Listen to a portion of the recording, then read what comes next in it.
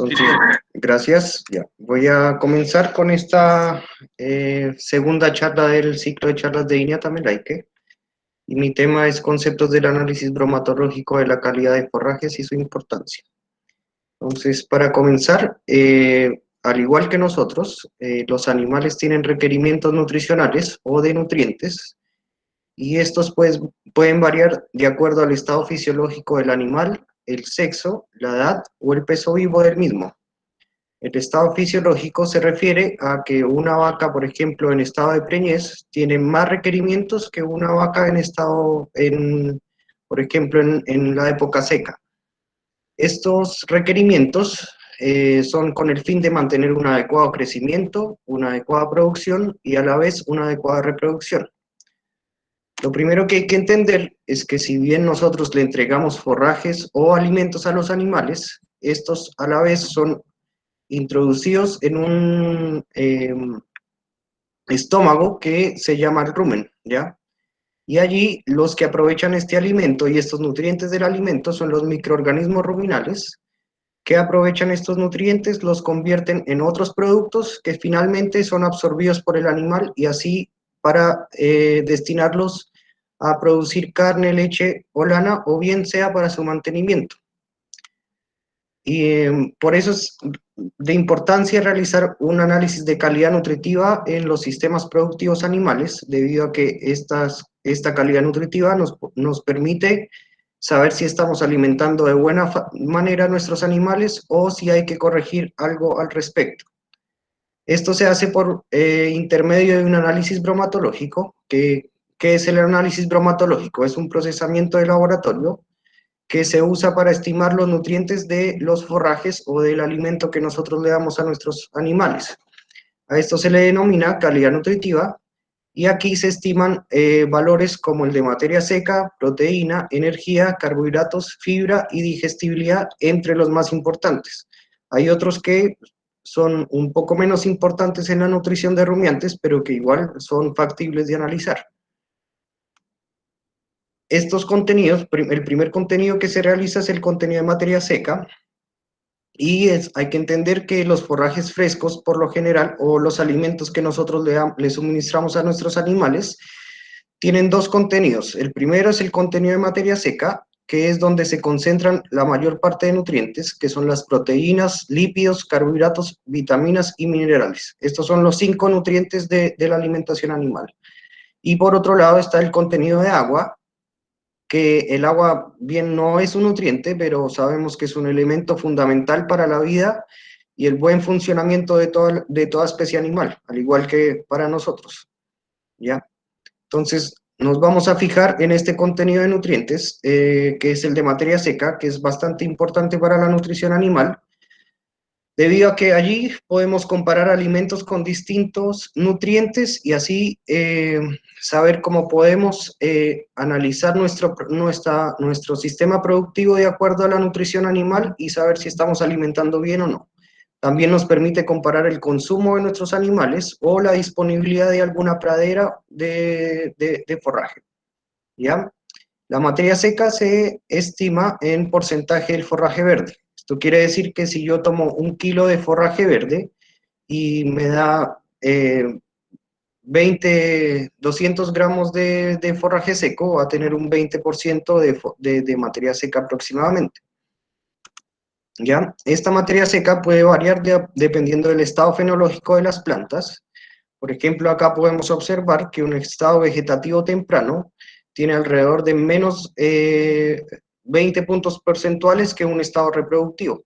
Esto debido a que las plantas se lignifican y tienden a secarse un poco más y a tener menos contenido de agua. Entonces, a medida que la planta crece y entra a una etapa reproductiva, tiene mayor contenido de materia seca. A la vez, esta materia seca puede ser definida por especie o variedad dentro de la especie. Por ejemplo, encontramos que gramíneas, leguminosas y cereales podrían tener un mismo porcentaje de materia seca, pero va a depender del estado fenológico en el que se encuentre la planta. Además, tenemos otras especies, como las básicas forrajeras, que son especiales, que tienen alrededor del 10% de materia seca. Esto quiere decir que tienen mucha agua, ¿ya?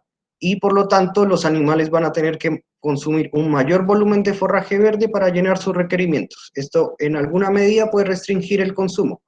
No necesariamente es así, pero en alguna medida puede restringirlo. Otra de las condiciones que puede variar nuestro contenido de materia seca de las plantas son las condiciones climáticas o la época del año. Por ejemplo, en épocas como el otoño e invierno podemos encontrar praderas con menor contenido de materia seca y en primavera-verano un mayor contenido de materia seca. Y si nos queremos ir más a lo específico, en Chile, por ejemplo, hay trabajos donde han evaluado el contenido de materia seca y el contenido de nutrientes a diferentes horas del día. Entonces, por ejemplo, acá podemos encontrar que en la mañana tiene un poco menos de materia seca y en la tarde tiene alrededor de 14.3 y esto nos podría permitir una menor área de pastoreo en las horas de la tarde. Después, siguiendo con los conceptos de nutrición animal, son las proteínas, las cuales son esenciales para las funciones internas de los animales. A la vez forman parte del músculo, piel y pelo de los animales. En el análisis bromatológico, la proteína se expresa como proteína cruda y a la vez se expresa como el porcentaje, como proteína cruda en el porcentaje de materia seca. Esta es importante en periodos de lactancia y en periodos de crecimiento de los animales. Sus requerimientos pueden variar, depende de la etapa fisiológica de los animales o la categoría de los animales. Por ejemplo, como el ejemplo que les daba anteriormente, una vaca en periodo de gestación va a tener más requerimientos que una vaca en periodo seco.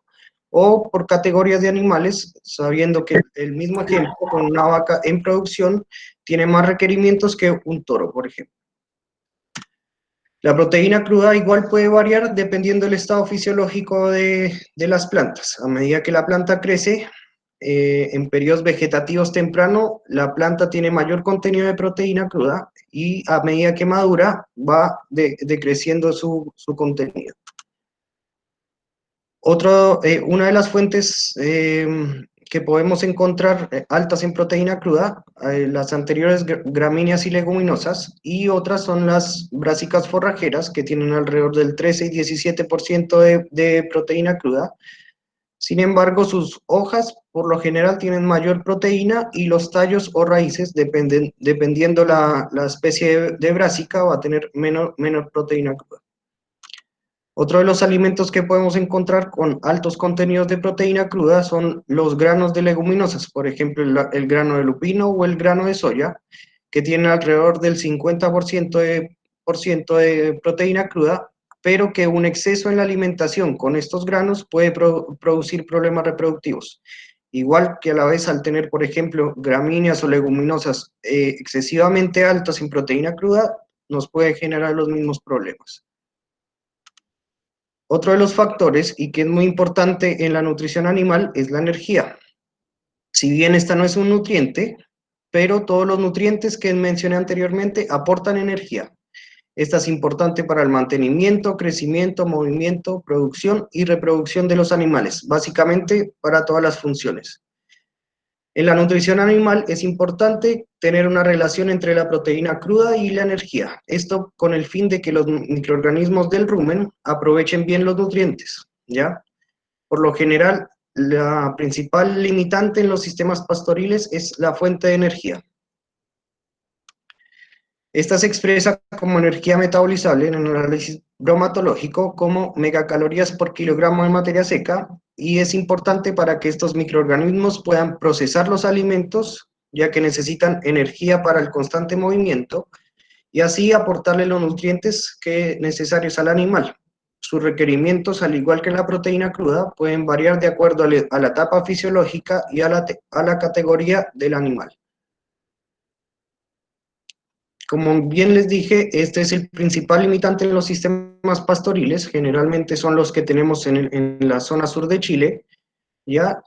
¿Por qué? Porque por lo general las gramíneas y leguminosas con las que pastorean nuestros animales, gran parte de la energía proviene de la fibra, lo cual la convierte en poco digestible y además tienen poca contenido de energía, esto es alrededor de 2.4 y 2.5. Esos más o menos pueden llegar a tener más, pero va a depender de la etapa fenológica de la planta. ¿Qué alimentos tenemos ricos en energía metabolizable? Los granos de cereales, por ejemplo, como la avena, la cebada, el trigo, las brásicas forrajeras, igualmente son alta contenido en energía. En caso del nabo y, por ejemplo, la rutabaga, que tienen una raíz, la raíz es donde tiene más contenido de energía. Y en las hojas de raps y col forrajera es donde tiene el contenido de energía. Otro alimento que es muy usado para realizar los concentrados es el maíz, y que alrededor tiene de 3.4 megacalorías por kilogramo de materia seca, y va a depender de el grano, básicamente en qué época se coseche. El estado fenológico de las plantas es determinante para el contenido de energía, y principalmente los excesos de energía, que en sistemas pastoriles no existe, puede producir un engrasamiento de los animales. Esto específicamente sería para animales confinados. Otro de los parámetros que podríamos medir con el análisis bromatológico son los carbohidratos, ¿ya? Esta es la principal fuente de energía para los rumiantes. Básicamente hay tres principales fuentes de energía que provienen de los carbohidratos, que son los azúcares, el almidón y la celulosa. El azúcar y el almidón son fáciles de digerir, pero el exceso de estos en las dietas podría producir acidosis ruminal y puede conllevar a una muerte de estos microorganismos que usan estos nutrientes para convertirlos en otros productos que aprovecha el animal. Y la celulosa, que principalmente está en las gramíneas y leguminosas o en la fibra, es un poco más difícil de digerir en comparación al azúcar y el almidón. Por lo general, las gramíneas y leguminosas, al igual que en energía metabolizables, tienen bajo contenido. Sin embargo, en gramíneas hay manejos que podrían desarrollar un mejor contenido de carbohidratos solubles en la planta. Esto puede ser durante diferentes épocas del año, por ejemplo, en primavera y en épocas como el verano. Las gramíneas pueden tener un poco más de contenido de carbohidratos y así poder generar un mejor ambiente ruminal. Y otro parámetro sería la hora del día, al igual que en materia seca, en las horas de la tarde puede contener mayor nivel de carbohidratos solubles, y nuevas especies como las bayicas con azúcares, que en comparación a las bayicas perennes puede diferenciarse en el contenido de carbohidratos solubles. Por ejemplo, en bayicas perennes podemos encontrar alrededor de 60 a 80 gramos por kilogramo de materia seca, y en bayicas altas en azúcares podemos encontrar más de 150 gramos por kilogramo de materia seca. Uno de los factores más importantes en la nutrición de rumiantes es la fibra, ya que cumple una función súper importante dentro del rumen. Esto es para el adecuado mantenimiento de los microorganismos ruminales, ya que esto conlleva un movimiento y que el ambiente ruminal se mantenga. A la vez, en etapas tempranas de crecimiento, es importante el contenido de fibra, debido a que esta aporta con promover el tamaño del rumen, ¿ya? Al principio los rumiantes, digamos que son un poco otra especie animal, que son los monogástricos, como un cerdo o un caballo, pero al tener contenido de fibra, el rumen va creciendo y va adaptándose para ser un rumiante. La fibra va a depender del estado fenológico de la planta y de la especie, los cuales son determinantes para el contenido de fibra. Esta fibra, en el análisis bromatológico, se compone de dos cosas: de la fibra detergente neutro, que es una fibra que se rompe más fácilmente que la fibra detergente ácido, ¿ya? Por lo general, hay un requerimiento general de fibra detergente neutro en los rumiantes, que es el 30% más o menos. Por ejemplo, un animal que consuma 10 kilogramos de materia seca al día va a necesitar alrededor de 3 kilogramos de fibra en su dieta para tener un buen ambiente ruminal y un buen movimiento. Esto por lo general no es un factor limitante en sistemas pastoriles, o sea, sistemas del sur de Chile, por lo que eh, las gramíneas y leguminosas tienen buenos niveles de fibra. Igual va a depender de cuándo coseche yo el forraje. Bajos niveles de fibra podrían tener problemas a nivel del rumen, como igual que los carbohidratos, podrían generar un mal ambiente del rumen y una pérdida de microorganismos, y a la vez un exceso puede contener un bajo aprovechamiento de los nutrientes. El último concepto, dentro de los más importantes que se hace en un análisis bromatológico para la nutrición de rumiantes, es la digestibilidad, y esta se expresa como porcentaje de la materia seca, ¿ya? La digestibilidad es súper importante porque nos puede determinar el aprovechamiento final de los nutrientes. Por ejemplo, si yo tengo un 20% de proteína cruda con una digestibilidad del 100%, que no ocurre, ¿qué quiere decir? Que el animal está aprovechando ese 20%, pero si por ejemplo tengo un 20% de proteína cruda y tengo un 80% de digestibilidad, esta proteína cruda no se va a absorber totalmente, sino que va a tener alrededor de un 16% que es absorbido finalmente por el animal y aprovechado para su producción, reproducción o mantenimiento. Esta digestibilidad depende básicamente del estado fenológico, especie o variedad y de las condiciones climáticas, y que está muy estrechamente relacionado con el nivel de fibra y carbohidratos de los alimentos. Entonces, a mayor fibra, menor digestibilidad; a mayor carbohidratos, más digestibilidad. Sí, igual esto tiene que estar bien balanceado, ya que no me puede faltar un nivel de fibra adecuado, pero también tengo que aprovechar el nivel de carbohidratos para que el animal pueda producir lo que yo quiero, mejor dicho. En general, a mayor digestibilidad, mayor producción, siempre y cuando exista un buen balance de nutrientes. Un buen balance de nutrientes de la proteína, un buen balance de nutrientes de la energía, de los carbohidratos, un buen nivel de fibra, que no le puede faltar a los rumiantes, y que al haber la digestibilidad sea buena en el alimento. ¿Cómo podemos tomar una muestra de análisis bromatológico? Bueno, es algo básico, pero que es muy importante en el sistema productivo, que es en general las praderas de pastoreo. Se toma una muestra a la altura de consumo de los animales, bien sea ovino, bovino o caprino. Por lo general los bovinos pastorean a una altura de 5 centímetros y los ovinos y caprinos pastorean a una altura menor. Entonces es importante saber bien la altura de consumo de nuestros animales y así tomar una buena muestra bromatológica. Esta muestra se puede tomar en varios puntos del pastoreo o en varios puntos del potrero y hacer una muestra homogénea o dos muestras homogéneas con el fin de tener una buena estimación de mis nutrientes. En cuanto a los forrajes conservados, por ejemplo, se tiene que hacer una muestra homogénea del forraje. Por ejemplo, en el Silopack se puede abrir el silo y tomar una muestra del centro del silo. Por lo general no se toma la cubierta del ensilaje, ¿ya? Sino que se toma de lo de adentro del ensilaje y con esto se hace una muestra homogénea. Y lo mismo para los fardos, se debe tomar una muestra homogénea de todo el forraje con el fin de tener una buena estimación.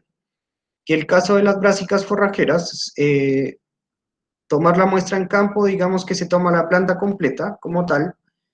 Por ejemplo, en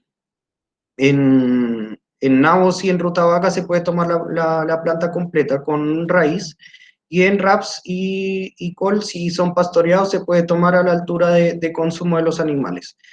Sin embargo, esto tiene un procesamiento distinto por el alto contenido de agua y el alto contenido de carbohidratos solubles. En el laboratorio tiene un procesamiento distinto debido a que los carbohidratos se pueden perder fácilmente y que la humedad es difícil de sacar de estas plantas. Acá les puedo mostrar, por ejemplo, la señora Margot, que trabaja con nosotros. Ella está tomando, por ejemplo, una muestra de alfalfa que fue pastoreada o que va a ser pastoreada por terneros. Y ahí, más o menos así, esta muestra se puede refrigerar, por ejemplo, o congelar para posteriormente analizar.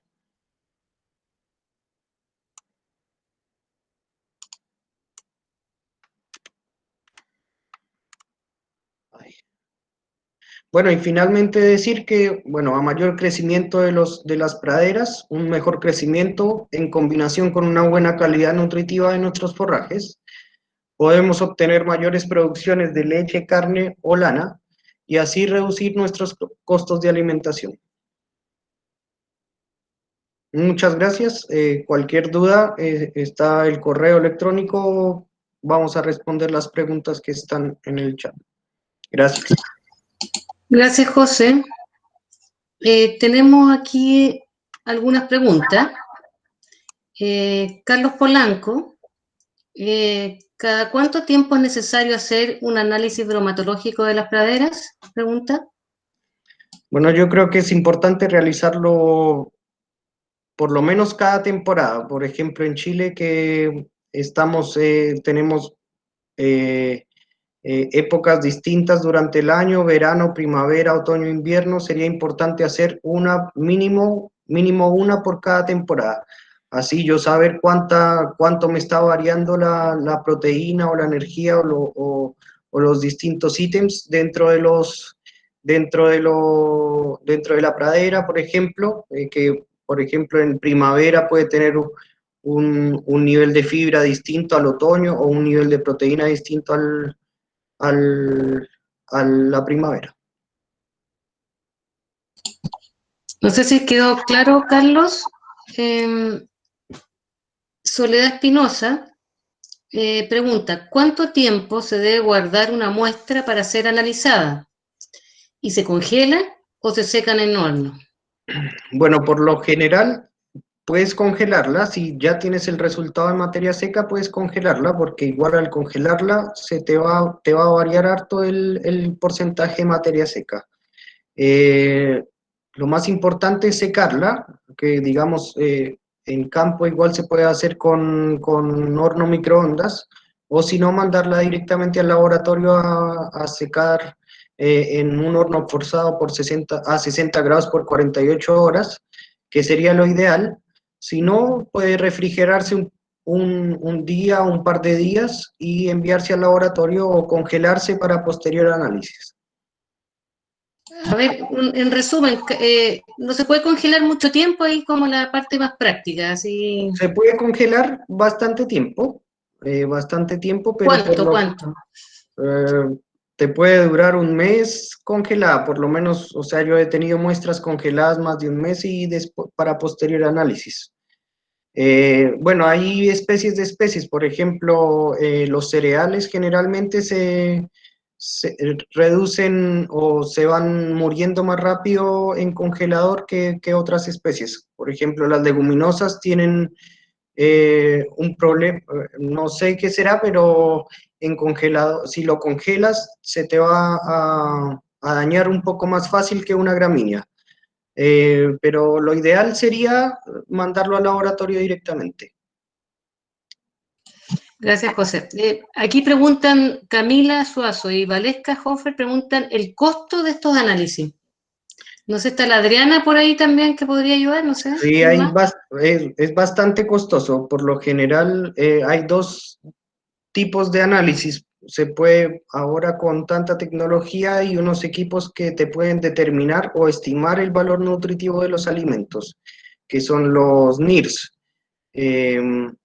Pero digamos que esto necesita una calibración posterior y una buena calibración con bastantes muestras para tener una buena estimación. Y el análisis general que se hace, que es por química húmeda, se llama así, es bastante costoso, un costo, por ejemplo, de proteína cruda te puede llegar a los 9.000 pesos y en total un análisis completo te puede llegar a los 90.000 pesos.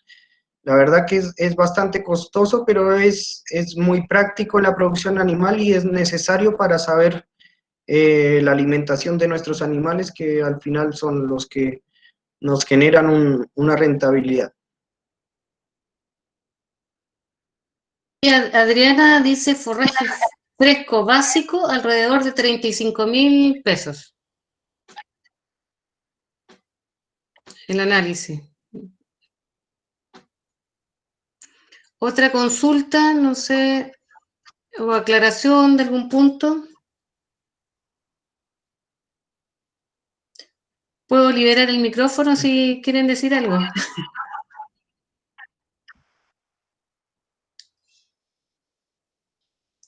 ¿No? Parece que José fue demasiado claro con todo. ¿Mm? No hay más consultas, entonces. Acá hay otra. ¿Con qué anticipación a la entrada de los animales a un potrero se debería hacer un análisis? Lo pregunta Carlos Polanco. Debería hacerse con bastante anticipación, así yo poder determinar, bueno, primero la disponibilidad del alimento que le voy a dar, con el fin de saber cuántos animales voy a meter en el potrero, y además hacer un buen balance de los nutrientes que le estoy dando, si tengo que suplementar con otro alimento o no, si tengo que dar concentrado, por ejemplo, si tengo que dar sales minerales, que por lo general se da, pero yo creería que es bastante anticipado, pero igual lo que te decía anteriormente es, yo creo que con una muestra o dos muestras por temporada podría bastar para yo darme una idea de cómo está la alimentación de mis animales. Eh, Porque por lo general los análisis se demoran bastante, no es de un día a otro, sino que te pueden demorar una o 2 semanas en entregarte los resultados. Pregunta Felipe Bozo, pregunta, ¿el análisis se puede realizar en Coyhaique? Se puede realizar el análisis de materia seca, pero el laboratorio de INEA disponible para esto es en Remehué, en Osorno. Hay otros laboratorios de Valdivia y de Temuco que pueden realizar el análisis, pero así el más cercano a nosotros como INEA sería el de Remehué.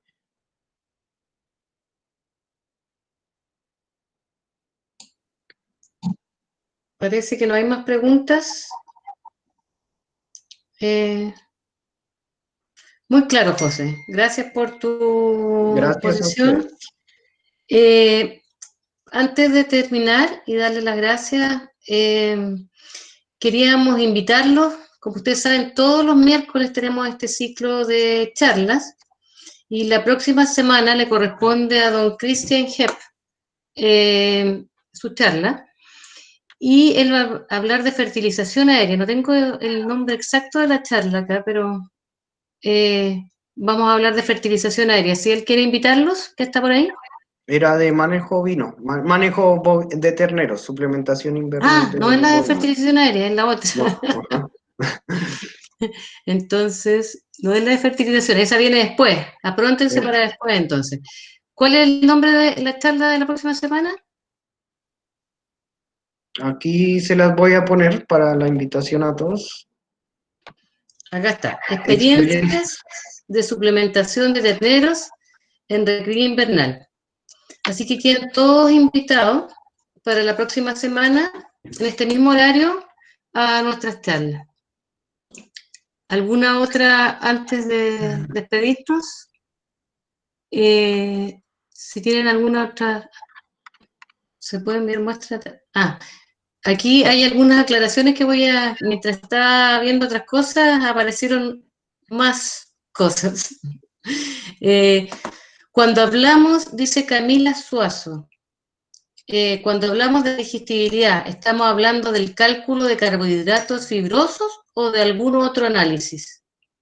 No, en realidad la digestibilidad tiene que ver más con la fibra, o sea, en realidad carbohidratos fibrosos que provienen de la fibra y el nivel de carbohidratos solubles que se da en la planta. O sea, básicamente va más ligado a eso o sea, tiene que ver también con los carbohidratos fibrosos que finalmente vienen de la fibra. El proceso de digestibilidad se hace mediante ensayo en laboratorio, por ejemplo, con muestras de licor ruminal que provienen de una vaca especial para eso, y así se comporta, por ejemplo, cómo, qué alimento se digiere más fácil dentro de ese contenido y cuál se digiere más con más complejidad.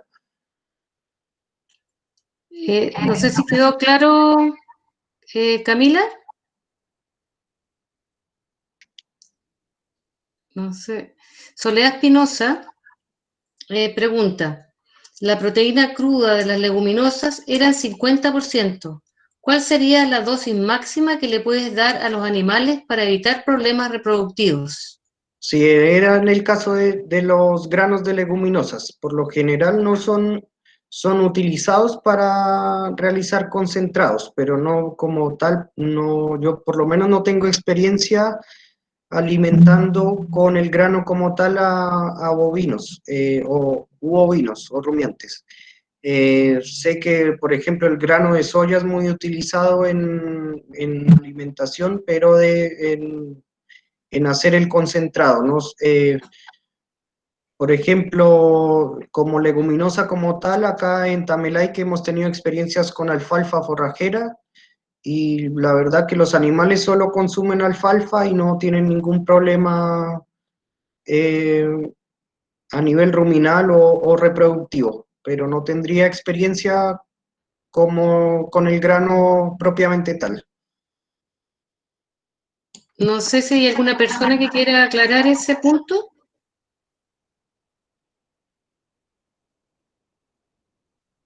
¿no? Bueno, también me soplan por aquí que se pueden enviar las muestras a través de nuestro centro de Iña Tamelaique, y me dejan claro que no es fertilización aérea la próxima, sino que la experiencia de suplementación de terneros en recría invernal para la próxima semana. Así que pueden mandar sus muestras a través de nuestro laboratorio y se envían a Iña Remegua. ¿Alguna, a ver, otra consulta? No, parece que eso sería todo. Muchas gracias, José, y nos vemos, como dice aquí Jaime Carlos Sangüesa, nos vemos el próximo miércoles. Que Gracias, estamos sanos y que estemos todos bien. Muchas gracias. gracias por participar y nos vemos la próxima semana.